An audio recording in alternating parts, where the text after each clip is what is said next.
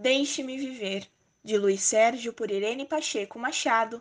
Fique agora com o capítulo 13, A Mensagem de Deus aos Duros de Coração. Terminada a palestra de Olavo, fez-se pequeno intervalo, que aproveitamos para colocar o pensamento em dia. Estávamos fixando na tela mental os assuntos que gostaríamos de saber, se tivéssemos oportunidade de perguntar ao próximo orador, quando soou o sinal característico do reinício das aulas.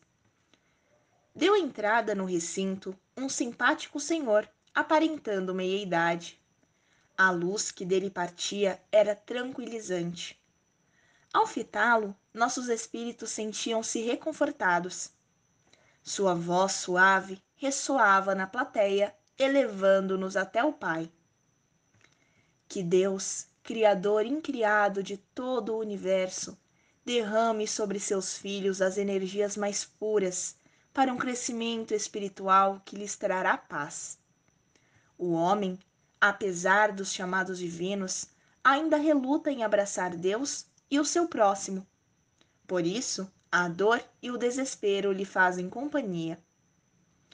Mas como fazer para levar aos duros de coração a mensagem de Deus, mesmo sabendo que só ela nos pode curar? Quantos irmãos padecem de doenças terrenas, muitas contraídas por eles mesmos, devido à falta de conhecimento das coisas de Deus? Quantas criaturas dementadas buscam fugir da realidade, porque esta não lhes apresenta condições de uma vida fácil. A Terra vive momentos difíceis.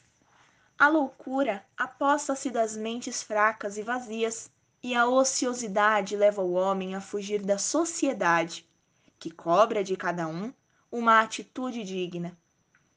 Hoje a sociedade sofre ao ver as famílias lutando para salvar seus filhos e estes se prostituindo, praticando delitos, dominados pelo alcoolismo e pelo tóxico. Mesmo assim, os pais ainda temem aproximar-se de uma fonte de esclarecimento e luz, a doutrina espírita. Encontramos o ébrio tombado na sarjeta, a menina se prostituindo, o viciado trancado nas celas de uma prisão. Quem pode salvar o homem, continuou o orador, é a família, e esta tem de encontrar nas casas espíritas a verdade e o amor. Hoje, no ano de 1989, ainda notamos falhas no direito penal, porque cada cidadão carrega dentro de si um universo de glórias ou de fracassos. Cada delinquente precisa de tratamento médico, principalmente de um bom psiquiatra. Julga-se o homem, mas esquece-se de curar sua alma, e é esta que se encontra doente. Com pesar, visitamos os cárceres, superlotados de criaturas que mais parecem feras, mas como nós, filhos de Deus, ansiosos por momentos de felicidade. Não existem bandidos, existem sim banidos da sociedade, que não necessitam de grades, mas de bons médicos, psicólogos, sociólogos, e juristas. Enquanto o homem prender e maltratar outro homem, a violência dominará a terra. O criminoso é um doente. Absurdo será maltratá-lo. Ele deve receber adequado tratamento e ser posto simplesmente na impossibilidade de causar dano. Mas não como estão fazendo hoje, superlotando prisões, nada fazendo pela alma doente. O pior criminoso tem uma luz de bondade, pois também é filho de Deus. Precisam as autoridades do mundo físico unir a ciência médica à ciência penal. Só assim conseguirão fazer cessar as violências. No dia em que se conhecer melhor o homem, a justiça reinará na terra. A doutrina espírita tem tudo para ajudar o ser. Ela é o consolador prometido por Jesus. A doutrina espírita nos ensina a virar pelo avesso a nossa alma e tentar limpá-la. Ela dá ao homem o conhecimento de si mesmo, Ela não critica o próximo, mas nos torna severos conosco mesmos.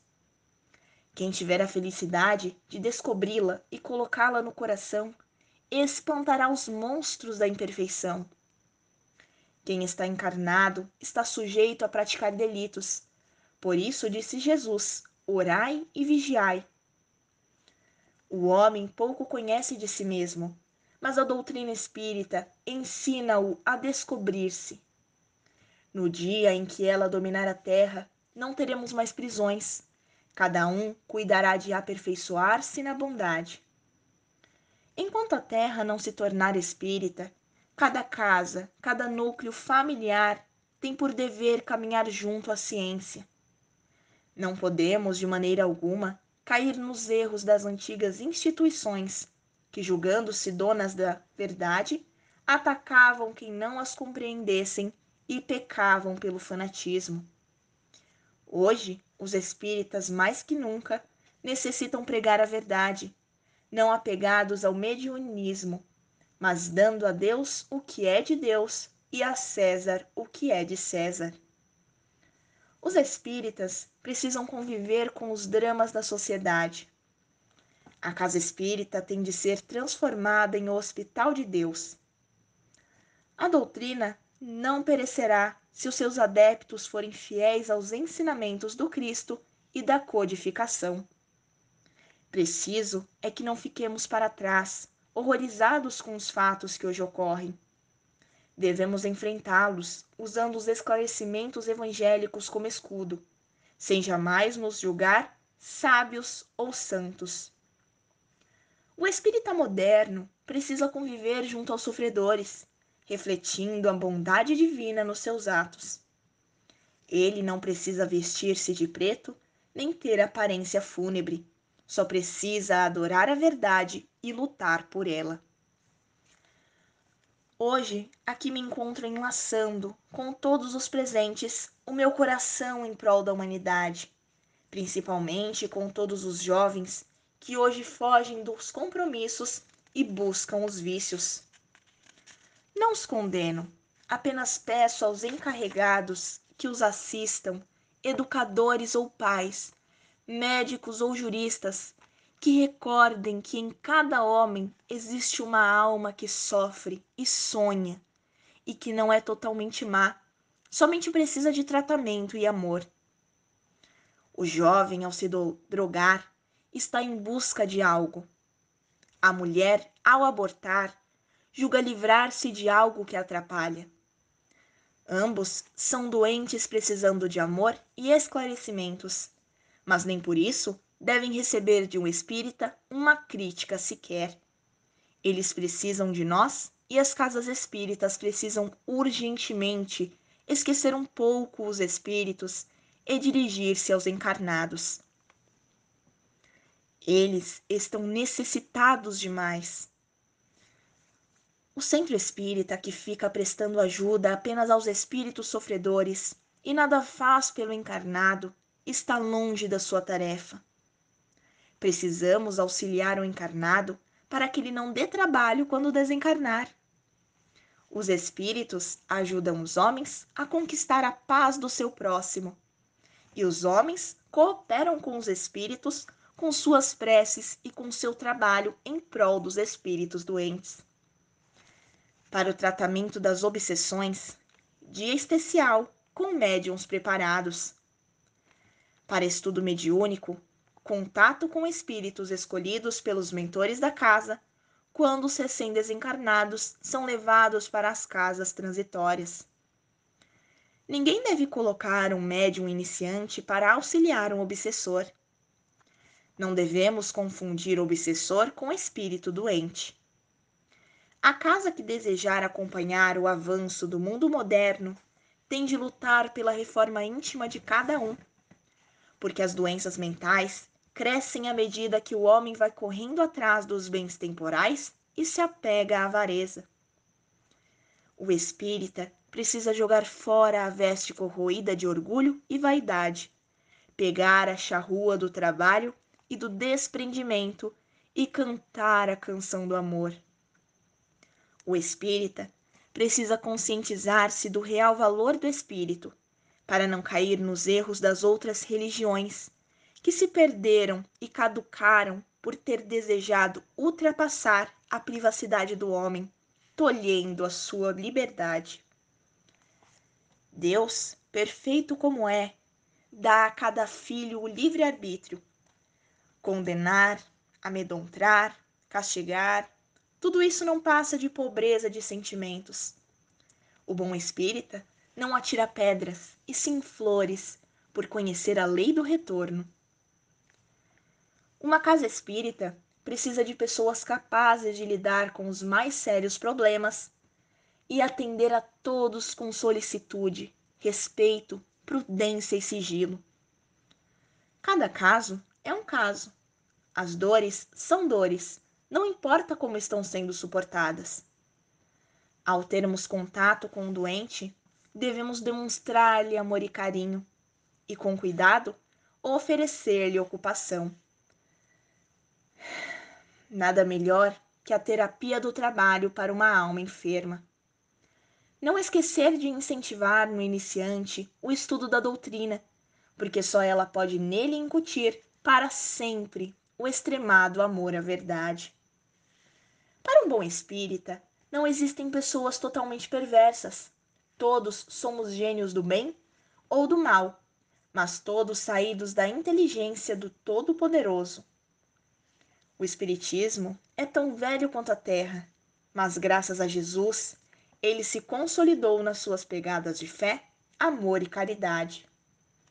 Jesus, o médium de Deus, deixou-nos os exemplos de como se deve tratar os coxos, cegos e dementados, e também como se deve portar um médium evangelizado. É só voltarmos às folhas da história e nos defrontarmos com os fatos mediúnicos marcados nos evangelhos, todos eles repletos de equilíbrio e disciplina.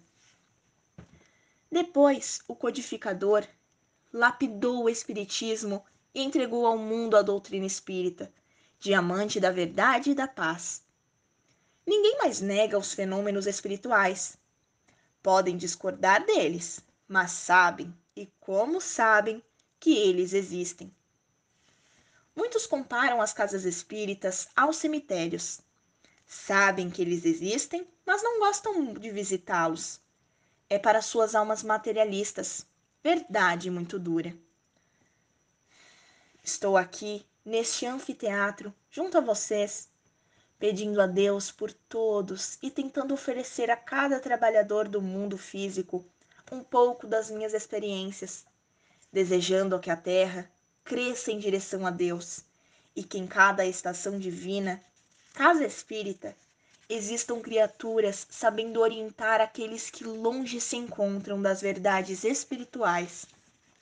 O espiritismo tem de acompanhar o avanço da ciência, e hoje, com o progresso da tecnologia, não se concebe os espíritas estáticos somente sentados em mesas mediúnicas, desejando doutrinar espíritos desencarnados, enquanto a cada segundo desencarnam pessoas de maneira cruel, e muitas sem qualquer preparo espiritual. Devemos amparar a criança, o jovem, enfim, o ser humano, apresentar-lhes Cristo, não de maneira autoritária nem fanática, mas vivendo cada espírita de um modo diferente da vida, que vivem os homens apegados à matéria. Longe da avareza, da bebida, do fumo e dos desvios sexuais.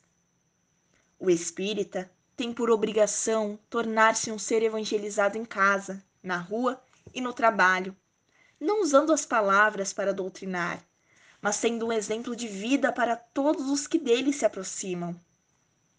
O espírita que só vai ao centro no dia de reunião de seu grupo está na doutrina, mas ela ainda não entrou no seu coração. Os mortos precisam dos vivos, mas hoje os vivos precisam um dos outros para não morrerem de dor e solidão. Quem só frequenta os grupos mediúnicos precisa perguntar na casa onde ela está necessitando de ajuda, e nesta devem existir grupos de trabalhos manuais, artesanato, pintura, teatro, biblioteca. O serviço social deve receber de todos os frequentadores um carinho especial. Casa sem caridade é casa sem alicerce. Médiuns espíritas, lutem por uma vida doutrinária e tenham a certeza de que o Cristo está onde a mão ampara, cura e levanta. Que Deus nos abençoe, hoje e sempre. César. Aquela voz ficou por muito tempo em meus ouvidos. Quanta sabedoria! Só me retirei quando Ápila voltou-me à realidade. Sérgio, na enfermaria 8 teremos uma aula sobre aborto. Obrigado, amigo. Levantei-me e juntos dirigimos-nos até o local. Enquanto não chegávamos, trocamos ideias e foi o meu amigo quem falou primeiro. O irmão César, com conhecimento, mostra-nos a obrigação que temos com o nosso espírito, que não podemos negligenciá-lo. No caminho da evolução não existem atalhos. Todos temos de lutar pela perfeição e todos estão propensos aos erros, sendo esta a causa porque nunca devemos censurar alguém. Recordo o irmão Jacó. Na longa estrada das reencarnações, posso ter errado no passado, podendo errar no presente e no futuro. Por isso, a ninguém devo condenar. Pela palestra, sentimos que em cada homem está um pouco de bondade e de perfeição, de imperfeição. Mas todos precisamos do farol divino, a fé, a esperança e a caridade, para não nos perdermos nessa imensa estrada da vida. Devemos buscar no próximo a bondade latente, em cada espírito, e tudo fazer para compreendê-lo, como sempre procuramos compreender e nos perdoar. Quando defronto com confrades espíritas, tão duros no julgamento de irmãos, recordo que Jesus, perfeição divina, disse aos apóstolos: não vim para julgar, e sim esclarecer. No dia em que os espíritas falarem menos e exemplificarem mais, veremos nos centros espíritas almas renovadas. A terceira revelação é a Arca de Noé, que veio à Terra esclarecer o homem sobre a morte e ensinar que todos temos por obrigação atingir o estágio do amor duplo, a Deus e ao próximo. Assim, chegamos. Os outros já nos esperavam na enfermaria. Havia vários espíritos. Algumas crianças estavam sentadas nas camas, outras pareciam dormir. Encontramos a doutora Isis, que mostrou algo que vira anteriormente e muito me marcara. Alguns tinham o tronco de criança e a outra parte de adulto. Outros, a mão direita de adulto, a esquerda de criança. Corpos mutilados, tudo isso por causa do aborto. Os médicos davam passes e aplicavam sonoterapia nos doentes, mas eles continuavam indiferentes. Olhavam ao redor, mas distantes se encontravam. A médica aproximou-se de Gustavo, que tinha a face adulta e o corpo de criança. Como vai, Gustavo? Ótimo, irmã Isis. Estou querendo voltar para minha colônia, onde deixei muitos amigos. Isso depende unicamente de você, irmão. Vamos ao exercício. Se conseguir voltar à forma adulta, logo estará na sua colônia de origem. Só com uma promessa. Não quero mais saber de reencarnação. Se vocês teimarem em me levar de volta ao plano físico, fico assim mesmo como estou. Odeio Andréia e Paulo, que vocês escolheram para serem meus pais. Nisso, Jacó adentrou o recinto e foi se aproximando, dizendo: não quero acreditar que o meu amigo diga tão feia palavra. Ódio, que um dia será retirada do dicionário. Todos nós o cumprimentamos em coro, aliás. Como vai, irmão Jacó? Muito bem, irmãozinhos. Só não estou melhor porque o meu amigo Gustavo está alimentando ódio em seu coração. Irmão Jacó, sabe o que fizeram os meus futuros pais? Assassinaram o corpo que ia me servir na terra e ainda me perturbaram o espírito. Sei disso, mas é o irmão que irá ajudá-los. Nada melhor que um filho para dar aos pais lições que nem a vida apaga. Gosto muito do senhor, irmão Jacó, mas já decidi. Não quero mais saber de Andréia e Paulo. Só vim visitar você. Não pertenço a este departamento. Vivo no plano físico, lutando pela não violência e sendo o aborto uma violência contra os projetos divinos da procriação, sempre oro por todos os que o praticam. Então o Senhor tem piedade de quem pratica o aborto e não das suas vítimas? Gustavo, oro pela união de todos os filhos de Deus, principalmente os mais pecadores. E aquele que pratica o aborto é um ser que em nada crê, nem em Deus, portanto é muito infeliz. Aproximei-me de Jacó e falei: Irmão, gosto demais do Senhor e fico feliz em vê-lo aqui. Não sabia que estava trabalhando nesta colônia. Sérgio, estou em todos os lugares onde o espinho implacável do ódio deseja ferir a alma. E nesta colônia, os rejeitados fermentam ódio nos corações. Os que praticam o aborto não amam nem a si mesmos. Portanto, irmão, é ódio gerando ódio. Aqui venho sempre ajudar Camila. Faço muito pouco, mas faço com o coração repleto de amor ao meu próximo. Contemplei aquela figura linda e inesquecível. Para cada ser da humanidade, Jacó é uma bandeira branca de luz e paz. Onde chega, o perfume do amor invade todos os corações. A nossa turma ficou só observando o diálogo entre ele e Gustavo, digno de ser narrado, mas infelizmente não tive permissão.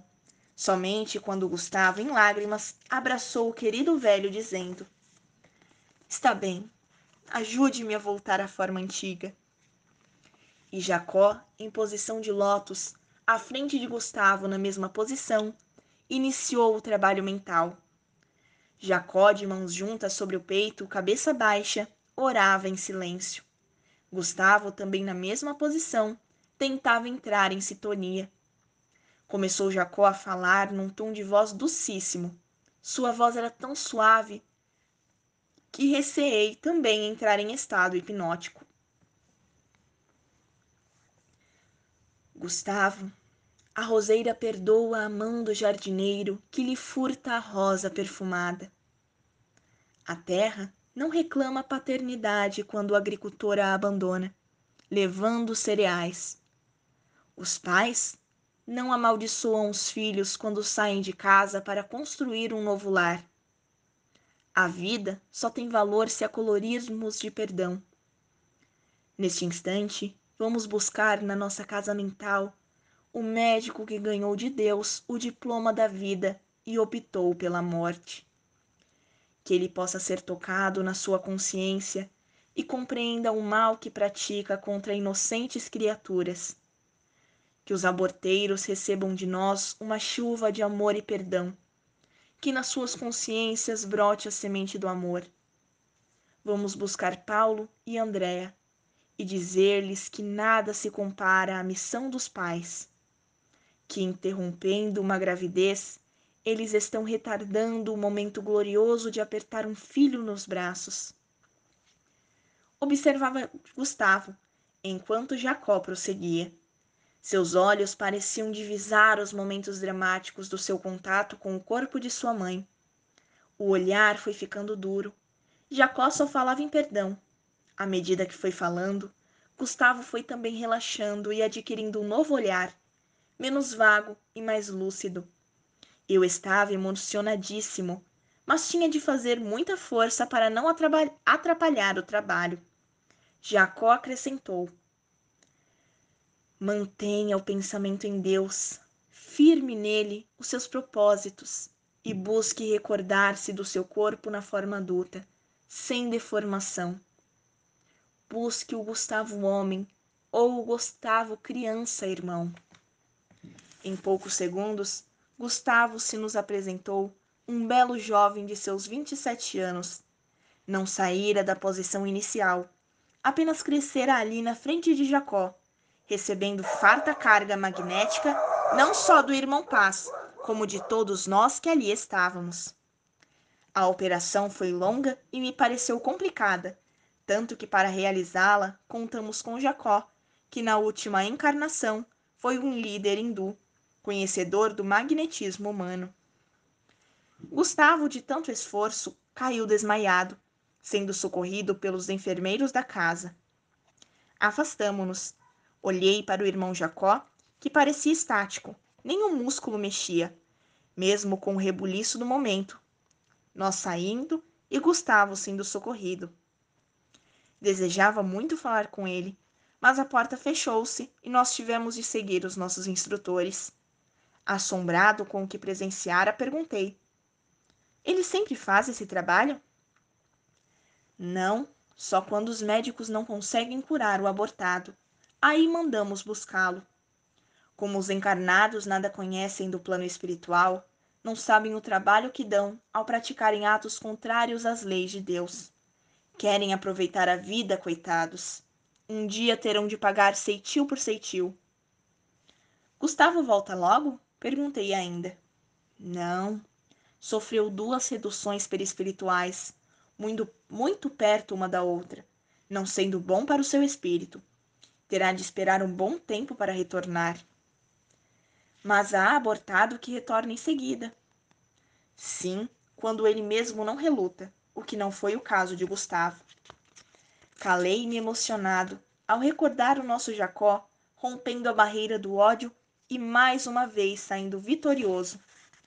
Ainda bem que na Terra existem homens como ele, que passam pelo plano físico e só deixam lembranças de hombridade. As lágrimas corriam em seu rosto, aliás, em meu rosto. Elas eram gotas do coração, repleto de alegria pelo mundo que encontrei e que hoje tanto me ensina sobre o amor. Isis, vendo-me emocionado, teceu algumas considerações sobre o ocorrido, comentando o mau uso de um diploma e o que terá de pagar quem abusou do seu dom. Irmã, objetei por minha vez, o sofrimento não será maior que a maldade que ele pratica. Engana-se, Luiz. O remorso de uma alma é o pior inferno, e um dia eles o sentirão. Chegamos diante da porta de entrada do auditório, onde grande número de companheiros ali se encontravam. Isis cumprimentou algum deles e entrou, ficando junto aos instrutores. Fomos também entrando devagar. Era um belo anfiteatro, dos mais modernos. Encontrava-me um pouco triste, não tirando da lembrança a cena de Gustavo e Jacó. Irmã Carmelita iniciou a prece, que parecia dirigida a mim. Senti-me bem mais equilibrado, podendo ouvir o médico designado para a palestra. Irmãos, nobres instituições prestam serviço aos necessitados, aos tristes, aos sofridos. Mas precisamos dos encarnados para trazermos o doente até as colônias de socorro, sendo este o motivo de organizarmos equipes para atuarem junto aos grupos espíritas, levando os recém-desencarnados a fim de serem encaminhados ao devido tratamento. Necessitamos dos ambientes evangelizados para os primeiros socorros, elucidando as casas espíritas que esse tipo de atendimento precisa contar com a bondade de cada médium humilde.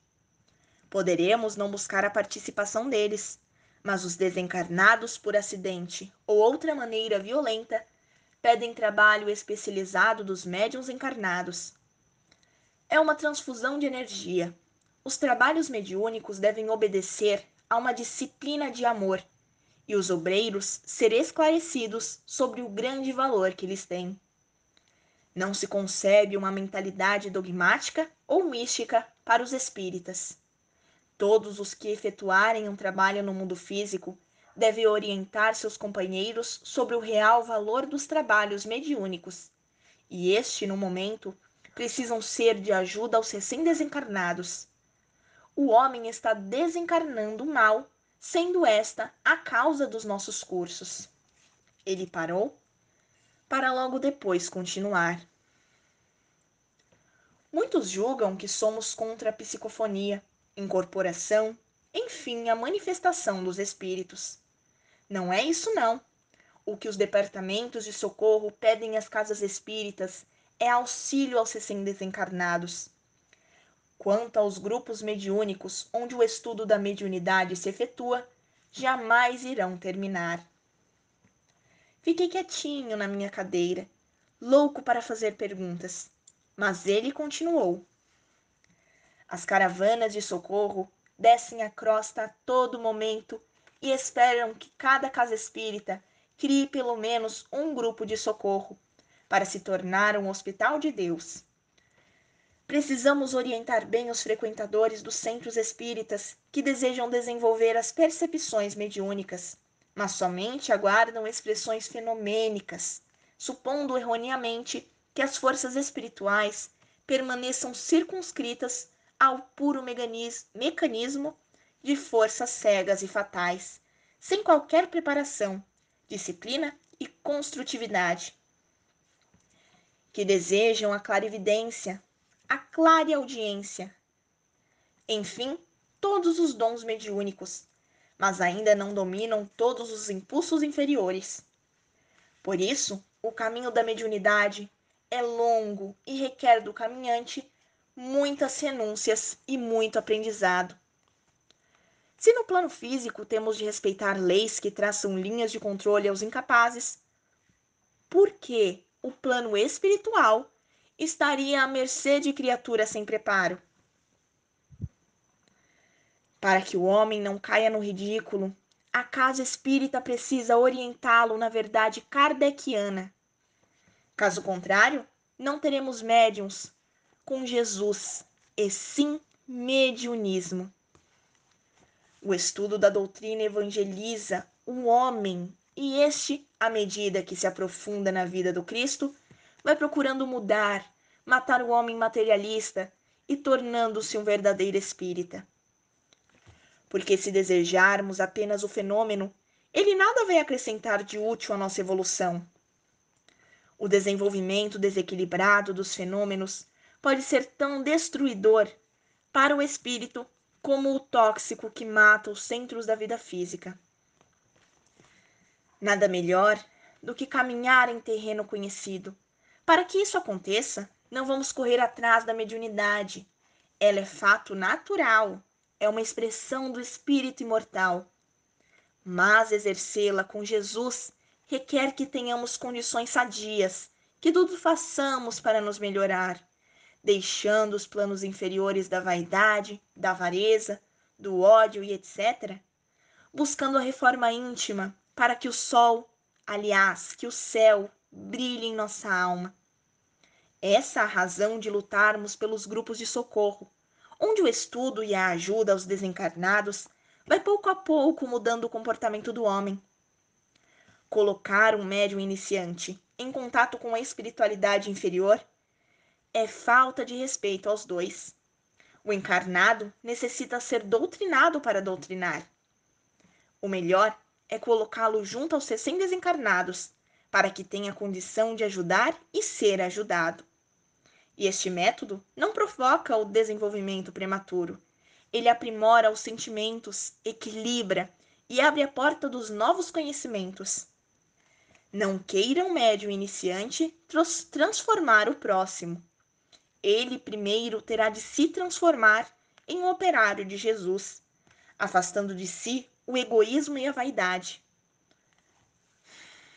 O bom espírita deve afastar o verbalismo sem obras e lutar pela reforma íntima, vivendo em Cristo na paciência, na renúncia de cada dia, na prática da caridade, no perdão às ofensas.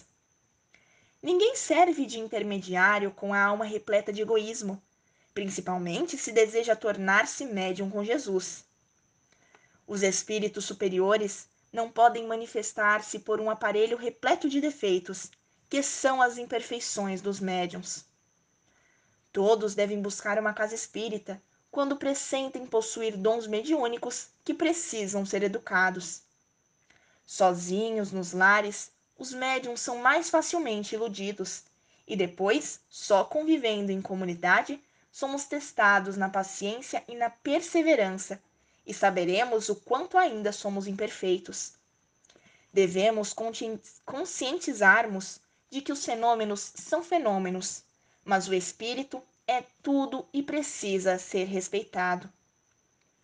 Todos somos médiums, mas pouquíssimos os escolhidos para tarefas missionárias. E num gesto expressivo, acentuou: os espíritos que trabalham na crosta devem esforçar-se para levar aos encarnados as verdades divinas. Graças à doutrina espírita, tudo se torna mais fácil. Ela ensina o homem a não praticar atos contrários às leis de Deus.